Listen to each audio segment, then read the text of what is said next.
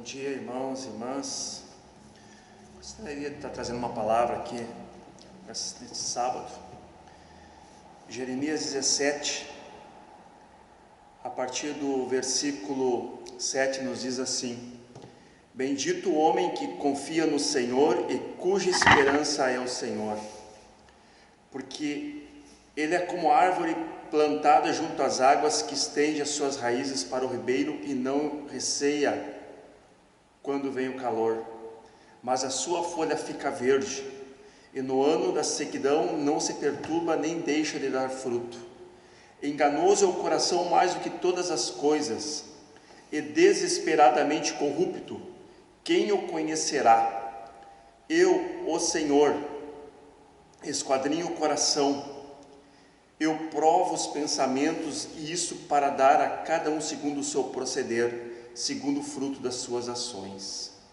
Como a perdiz que choca ovos que não pôs, assim aquele que ajunta raízes ou ajunta riquezas, mas não retamente. No meio dos seus dias as deixará, e no seu fim será insensato. A palavra de Deus a Jeremias, mostrando aqui Deus conhecendo bem o coração do povo judeu naquele momento. O ano aqui, ou quem sabe, os séculos, dá por volta de, vamos dizer assim, o quarto século, quinto e quarto século antes de Cristo, ali pelos anos 650 até 550 a.C. Jeremias está falando nesse período. Ele é vamos dizer assim, o profeta de Deus, usado por Deus para a região sul de Israel. Ou seja, Jeremias está profetizando para Jerusalém. Vamos fazer um pequeno exemplo aqui de que Israel, ele era dividido em, vamos dizer, duas grandes áreas. Tinha muito mais depois das divisões das tribos ali de Salomão, mas havia dois grandes eixos: era Samaria lá em cima no norte e Jerusalém aqui no sul. É como se nós estivéssemos falando, digamos, lá de Salvador, na Bahia, como se fosse Samaria, Israel, e Porto Alegre aqui no sul. Samaria já havia sido destruído em 722 pelo Império Assírio. Deus já tinha usado seus profetas para alertar o povo, e o povo não aprendeu. Então, nesse momento, Deus está usando Jeremias e outros profetas, porque Deus irá destruir, assim como destruiu Samaria, Deus iria destruir Jerusalém, ou seja, a sede do povo judeu aqui no sul, aqui embaixo. Então, Deus utiliza Jeremias, ele usa esse profeta. A gente vai observar de que o trabalho do profeta Jeremias é como que em vão. Ele prega, ele profetiza, ele é usado por Deus, mas a sensação que passa é de que foi tudo inútil, foi tudo em vão, como se não houve resultados, como se não houvessem vidas que ouviram, creram, acreditaram e obedeceram aquilo que Jeremias profetizou. E nessas palavras, Deus diz que maldito o homem que confia no homem. Está anterior àquilo que nós lemos aqui, está no versículo 5. Então, maldito é aquele homem que ele confia no seu próprio braço. Ele acredita no seu próprio braço, na sua própria força, na sua petulância, ou seja, no seu orgulho, no seu ser, na sua atitude, na sua maneira de pensar, de agir, de fazer. Este homem, ele está à deriva. Deus não vê, não consegue enxergar nesse homem, algum aspecto que ele pode dizer assim: não, esse é meu servo. Deus não consegue enxergar isso. Por isso que ele disse que bendito o homem que confia no Senhor, que o Senhor seja a sua esperança. Então, o homem, e o exemplo aqui que nós temos é justamente de Jeremias. Jeremias está quase que solitário. Ele prega para reis, prega frente a outros profetas que não passam de puxa-saco dos reis. Nós temos muito, inclusive hoje, né? Temos muitos líderes puxa-sacos, né? Dos líderes, das autoridades constituídas no nosso país, estão lá e puxando o saco, chega a ser uma coisa vergonhosa, uma coisa nojenta. Poucos dias nós vimos aí, né, o líder maior da nação e um monte de pastores ali, né, cheirando ali em volta, né, assim, ó, dando soando no ouvido, assim, coisa mesquinha, nojenta, asquerosa. Para líderes evangélicos é nojento. Nós não precisamos disso. O líder de Deus não precisa disso. Não precisa estar puxando o saco de ninguém. Basta nós cumprirmos as nossas leis, cumprir as leis que regem o país, e acima de todas as coisas, obedecer à lei de Deus. Nós não precisamos estar puxando o saco de ninguém, né? Estarmos ali como se estivesse com um pires na mão, pedindo alguma coisa. O único ser que pode nos dar autoridade, que pode nos ajudar na hora mais difícil, é o nosso Senhor Jesus Cristo. Nesse nós temos que colocar a nossa confiança, é nele. Então, aqui a gente observa, a gente olha aqui, que Deus utiliza algumas ilustrações para mostrar, como ele sempre fez, e Cristo vai usar muito nas parábolas isto. Então ele utiliza aqui que o homem que confia em Deus é como aquela árvore frondosa, linda, né, maravilhosa, mas que sobre todas as coisas tem as suas raízes bem para dentro do ribeiro, para dentro da água profunda, raízes profundas, que vem ser praticamente a árvore plantada junto às águas, que nem fala o salmista no capítulo 1, versículo 3. O salmista vai usar praticamente a mesma linguagem, ou seja, aquela árvore plantada junto ao ribeiro.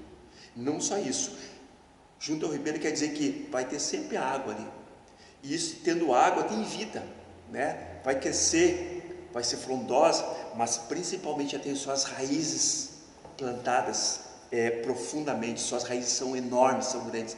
Este é o tipo de homem, de mulher de Deus, aquele que confia no Senhor, aquele cuja esperança é o Senhor. Ele é como uma árvore plantada junto ao ribeiro. Planta um eucalipto, vamos fazer assim, né? O homem que confia no homem é que nem aquele homem, que nem o eucalipto.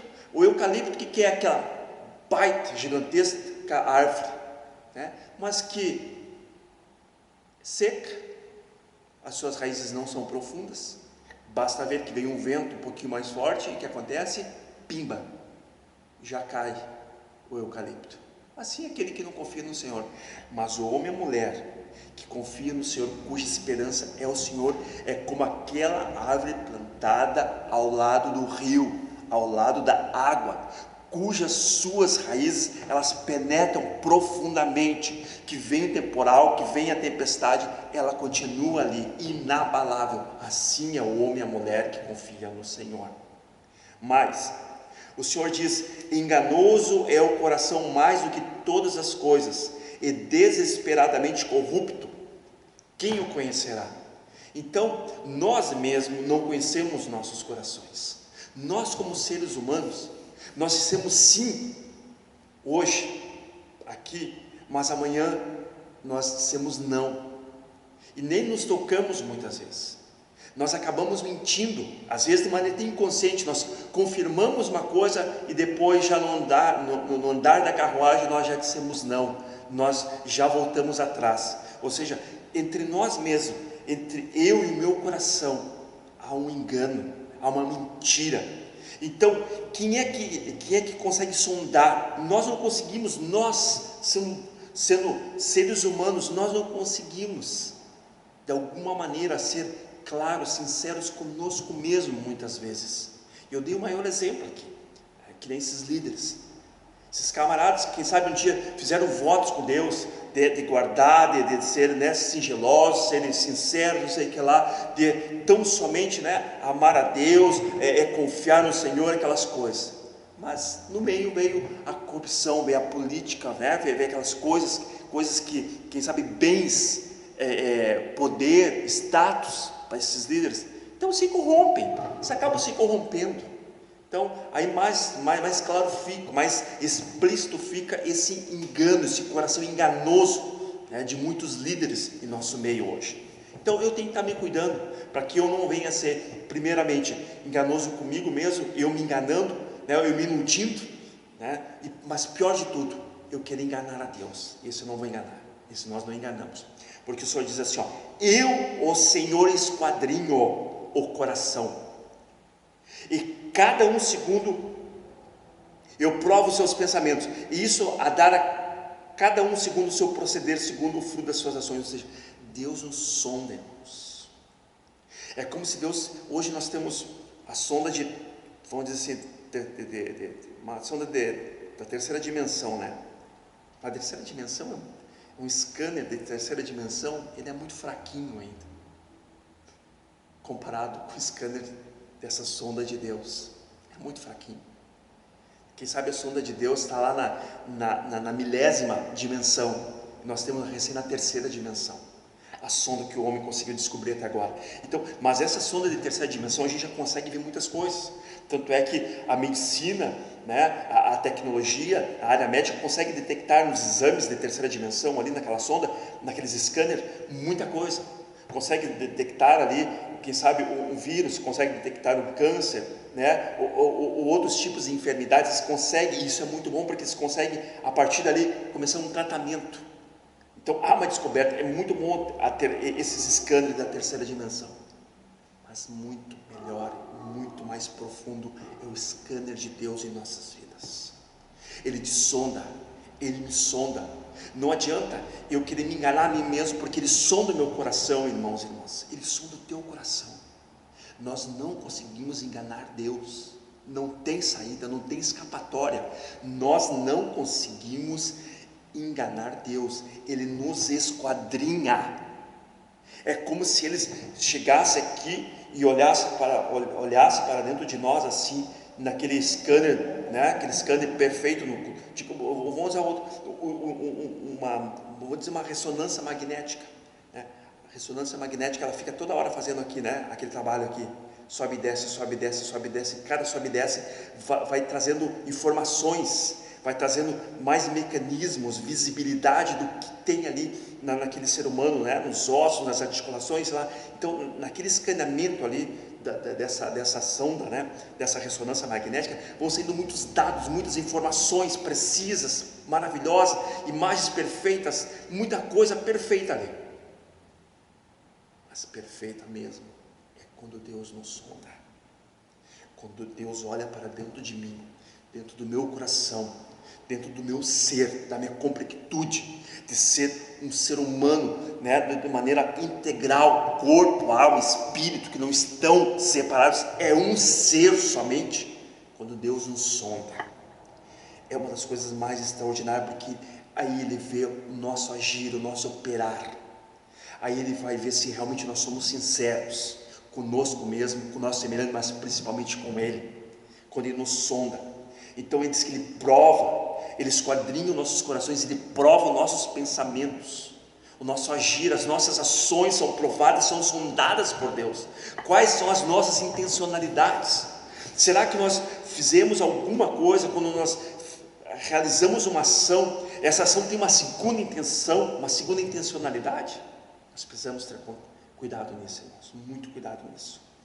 Então, que tudo que a gente venha realizar, fazer, seja tudo para a honra e glória do Senhor, sabendo que Ele está conosco, que Ele permanece conosco e que Ele sempre estará conosco, porque Ele é a nossa esperança, Ele é a única esperança. Segundo Jeremias vai dizer, Ele é a esperança de Israel, mas Ele é a esperança do mundo, principalmente nesse momento. O mundo precisa de Deus.